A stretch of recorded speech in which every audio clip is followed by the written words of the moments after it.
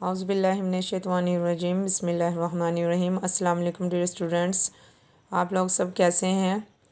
اللہ سے امید ہے کہ آپ لوگ ٹھیک ہوں گے اور اللہ تعالی ہمارے حالات ٹھیک کریں اور جلد آپ لوگ اسکول واپس آئیں۔ بیٹا آپ لوگوں نے جو ہے پہلے بھی یہ پڑھ چکے ہیں سورۃ الاحزاب، لیکن آپ لوگوں کو ریویژن کے طور پر اور آپ لوگوں کو یاد رہے اس لیے دوبارہ اس کی دہرائی کی جا رہی ہے۔ تو یہ درس الرابع ہے، سورۃ الاحزاب الف ہے۔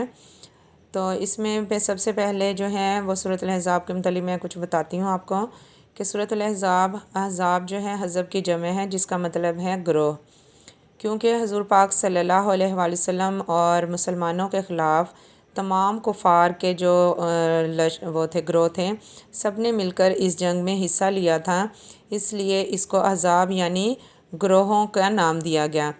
سورۃ الاحزاب یہ غزوہ احزاب کا دوسرا نام غزوہ خندق بھی ہے، اور کیونکہ اس میں مسلمانوں نے خندق کھودی تھی اپنی حفاظت کے لیے، اور جو خندق کھودی گئی تھی وہ حضرت سلمان فارسی رضی اللہ تعالیٰ عنہ کے مشورے سے کھودی گئی، اور یہ جو ہے مدنی صورت ہے۔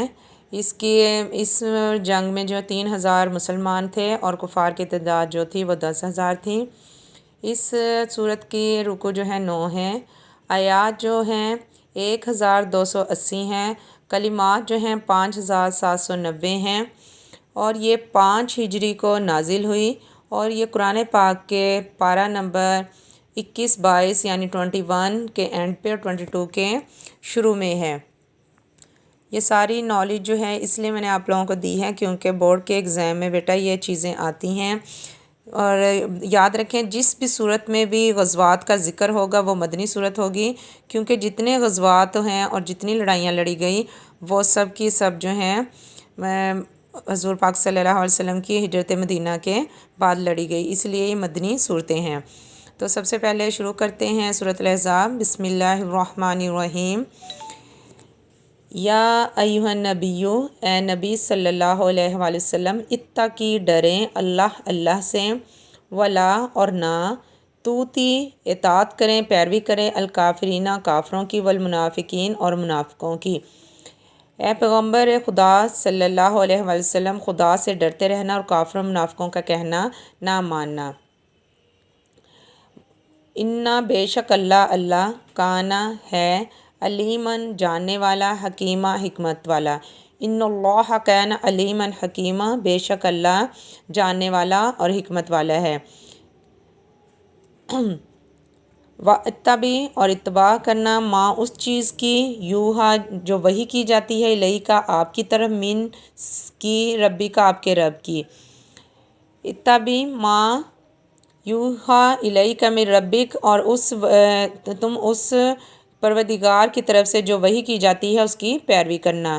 ان اللہ بے شک اللہ کانا ہے، بما اس چیز کو، تعملون جو تم کرتے ہو کام، خبیرہ جاننے والا۔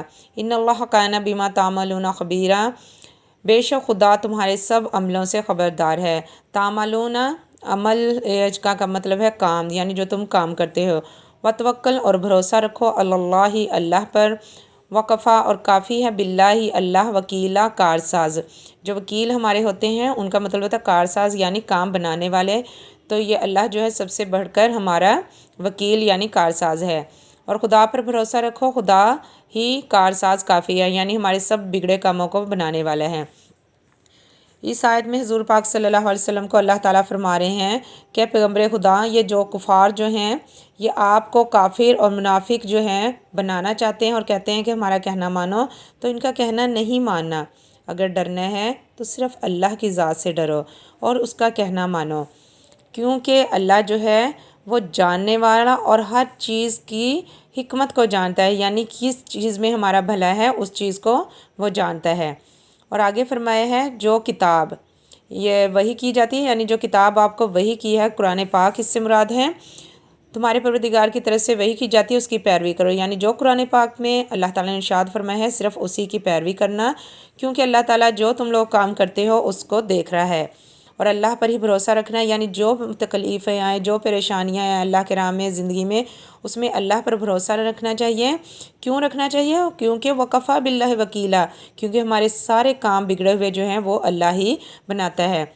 बेटा आप लोगों ने इसको अच्छे तरीके से लर्न करना है और इसका तर्जुमा और मायने लिखने हैं, और इसके मैं शॉर्ट क्वेश्चंस आप लोगों को दूंगी, वो आप लोगों ने उसके आंसर्स लिखने हैं। जो ये वीडियो मैंने जो आपको नॉलेज दी है सूरत अल अहज़ाब के मतलब उसके मतलब वो क्वेश्चन होंगे जो आपने सॉल्व करने हैं।